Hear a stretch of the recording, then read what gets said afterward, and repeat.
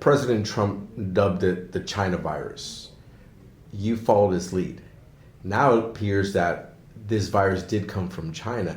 Do you, or maybe the president, do you guys feel vindicated? I feel vindicated by the intelligence I've reviewed regarding the Wuhan Institute of Virology, but I had been saying this all along.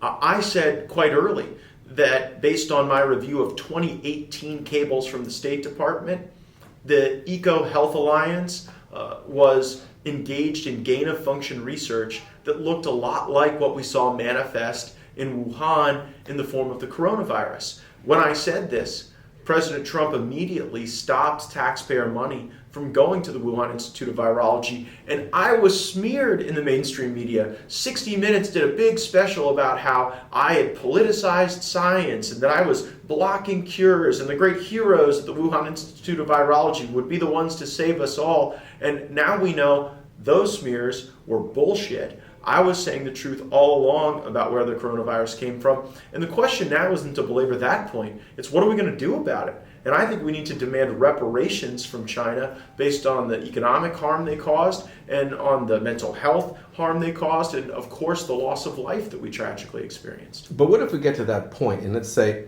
you guys, Congress imposes, economic sanctions against them? What if they just, they just turn the other way, they ignore you guys? What can we do then? China has substantial assets in the United States of America. Matter of fact, they've been on quite the trend of accumulating those assets, whether it's infrastructure, whether it's farmland, whether it's penthouses in Miami Beach and Manhattan. And if China is unwilling to pay reparations for the coronavirus, we should be willing to seize their assets in order to fulfill that objective.